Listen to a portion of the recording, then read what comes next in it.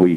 چونکہ فرمائش ہے اس لیے فرمائش میں اپنے بھائی سلمان کی فرمائش کہ کبھی آپ نے حضرت عباس کے بیٹے کے مصائب پڑھے تھے تو ان کی فرمائش پہ آج مجھے یاد آیا کہ کبھی رمضان میں نے کسی مجلس میں پڑھے تھے تو ذکر تھا عباس کے علم کا. عباس کے علم کا ذکر تھا. بعد کربلا کے واقعے کے بہت دن کے بعد عباس کا بیٹا جب اہل حرم کی واپسی ہوئی تو 5 برس کا تھا، لیکن اب وہ بیٹا جوان ہو گیا جس کا نام عبداللہ بھی ہے تاریخ میں اور فضل بھی ہے، جس کی وجہ سے آپ کو ابو الفضل عباس کہا جاتا ہے. یعنی فضل کے باپ جوان ہو گئے اور ظاہر ہے کہ قمر بنی ہاشم تھے عباس، تو بیٹے کے حسن کا کیا عالم ہوگا. راوی کہتا ہے کہ ہم سب اصحاب امام زین العابدین کی خدمت میں بیٹھے ہوئے تھے کہ اس مسطرہ کا پردہ ہٹا اور گھر کے اندر سے ایک جوان 18-19 برس کا چاند جیسا چہرہ اور سیاہ کپڑوں میں تو ایسا لگتا تھا کہ جیسے بادلوں میں چاند ہو. پیشانی اس کی روشن، سجدے کا نشان. جیسے ہی وہ برآمد ہوا امام اٹھے اس کی تعظیم کے لیے، گلے سے لگایا، پیشانی کو چوما اور جہاں بیٹھے تھے وہاں اپنے پاس بٹھا لیا.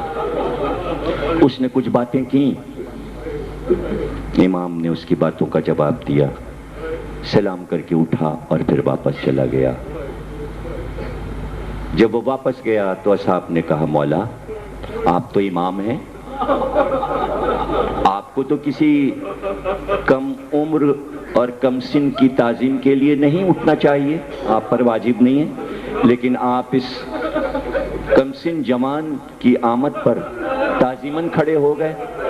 کہا رے تمہیں معلوم نہیں یہ میرے چچا عباس کا بیٹا تھا، یہ میرے چچا عباس کا بیٹا فضل تھا، فضل ابن عباس تھا.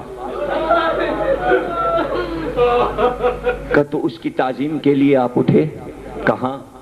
اس لیے اٹھے کہ کربلا میں میرے چچا نے اہل بیت پر، آل محمد پر، حسین اور حسین کی اولاد کے لیے جو قربانی دی ہے اس کا بدلہ احسان کا ہم قیامت تک نہیں اتار سکتے.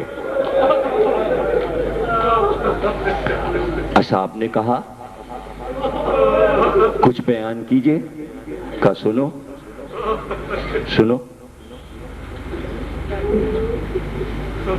جب بچوں کے لاشیں آنے لگے تو عباس نے اپنے تینوں بھائیوں کو آواز دی، جعفر، عبداللہ، عمران ادھر آؤ. تینوں برابر کے جوان تھے، یہ ام البنین کے چاند تھے. کہا سنو، ماں نے چلتے وقت یہ وصیت کی تھی کہ اپنی جان کو حسین سے عزیز نہ کرنا. کیا اچھا ہوتا کہ تم تینوں کے لاشیں میں اٹھاتا. کہا بھائی ہم تو یہ چاہتے تھے کہ ہم میدان جنگ میں جا کر اپنے بابا علی کی جنگ دکھائیں اور دنیا دیکھے، لیکن آقا سے اجازت تو دلا دیجیے. کہا اجازت ہم دلائیں گے. تینوں بھائیوں کو لے کر آئے اور کہا آقا ان تینوں کو اجازت دے دیجیے میدان جنگ کی. عباس کے تینوں بھائی میدان میں گئے. کیا رجز ہے، کیا لڑائی ہے، آپ میری کتاب ام البنین میں اس کو پڑھیں. میں نے تینوں بھائیوں کے رجز لکھے ہیں، لڑائی لکھی ہے، اور جو حضرت عباس پہ کتاب آ رہی اس میں اور زیادہ تفصیلات لکھ رہا ہوں، اسے آپ پڑھیں گے کہ کس شجاعت سے تینوں بھائی لڑے، گھوڑے سے گرے. عباس تینوں کے لاشیں اٹھا کے لائے. اب فکر میں تھے کہ اب کیا بارگاہ حسینی میں پیش کروں. تو خیمے میں گئے. 8 سال کا بیٹا تھا محمد بن عباس، اس کو بلایا اور بلا کر کہا محمد کس کے بیٹے ہو؟ کہا میں عباس کا بیٹا ہوں۔ کہا شیر کے بیٹے ہو؟ کہاں ہمارے دادا بھی شیر تھے، ہمارا باپ بھی شیر ہے۔ کہا لڑو گے؟ تلوار چلانا تم نے ہم سے سیکھی ہے، ہمیں اپنی لڑائی دکھاؤ گے؟ ہاں بابا۔ تو پھر محمد تم لڑنا اور عباس دیکھے گا۔ کیسا دولہا بنایا ہے عباس نے، اس لیے کہ دولہا بنتے ہوئے ماں دیکھ رہی تھی، تاکہ ماں کا ارمان نکل جائے کہ کبھی ہم محمد کو دولہا بنائیں گے۔ اور عباس نے جب خود ہی بیٹے کو دولہا بنایا اور سجایا اور امامہ سر پہ باندھا اور کمر میں تلوار لگائی، تو پھوپھیوں نے بڑھ کے بلائیں لے لی، اس لیے کہ پھوپھیاں بھتیجے پہ واری واری جاتی ہیں۔ ارے جیسے علی اکبر بھتیجا ہے، ویسے ہی عباس کا یہ بیٹا زینب کا بھتیجا ہے۔ کیسے الوداع کہا پھوپھیوں نے، کیسے ماں نے رخصت کیا، لے کر حسین کے پاس آئے، گھوڑا تیار ہے، سوار کرنا ہے۔ کہا آقا غلام زادہ آیا ہے، اس کو بھی تو اجازت دیجئے۔ سر سے پیر تک عباس کو دیکھا،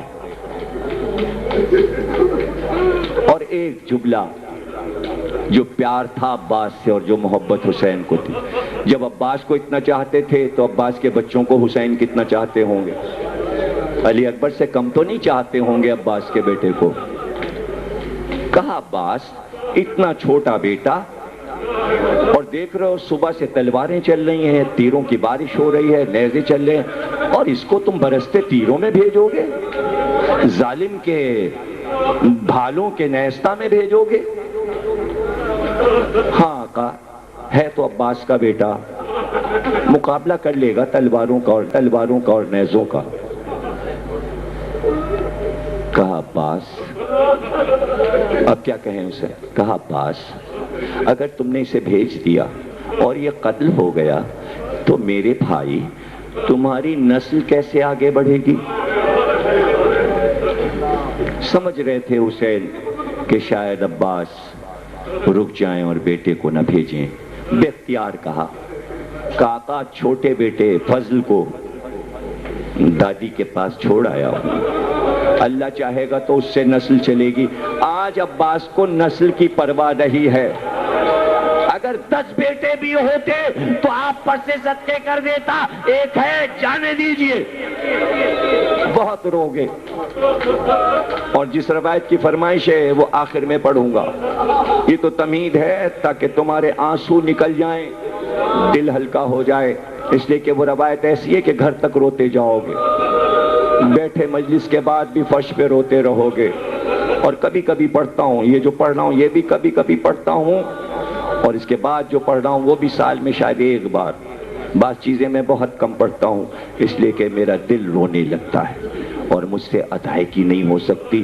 دل چاہتا ہے چیخ چیخ کے روں، لیکن چونکہ پڑھ رہا ہوتا ہے تو رونے کا موقع نہیں ملتا، بعد میں رو لیتے ہیں سوچ کے۔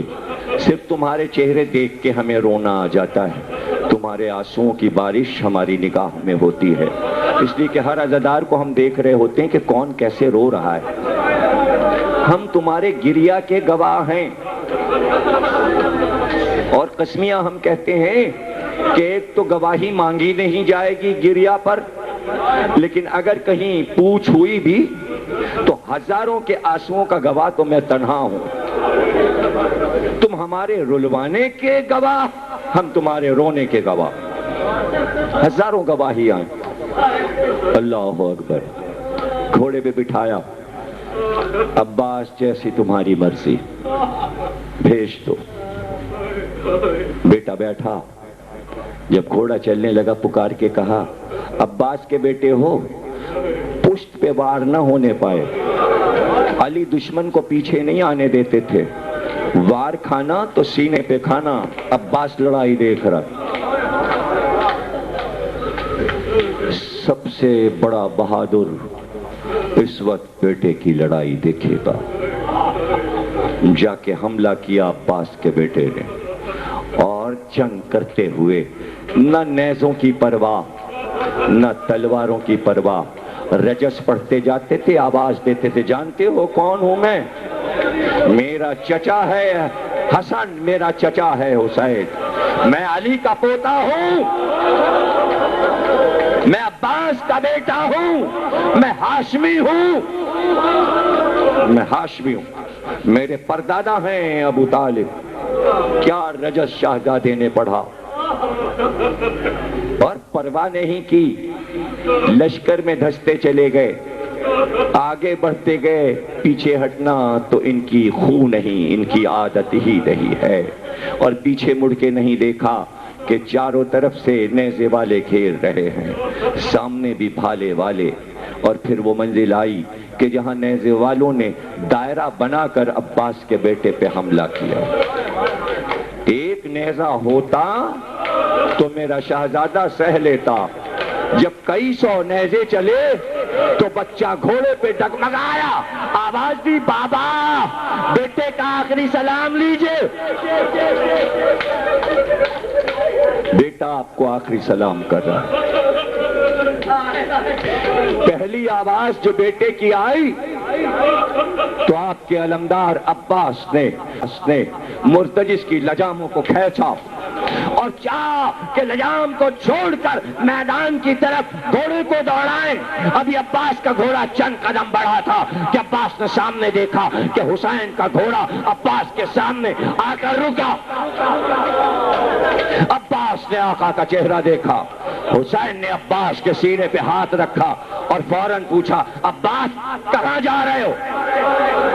کہا آقا بیٹا گھوڑے سے گر گیا، لاشا اٹھانے جا رہا ہوں۔ کہا عباس تم کو پتا نہیں نانا کی شریعت میں باپ جوان بیٹے کا لاشا نہیں اٹھاتا، تیرے بیٹے کا لاشا میں اٹھاؤں گا۔ عباس ہٹ جاؤ۔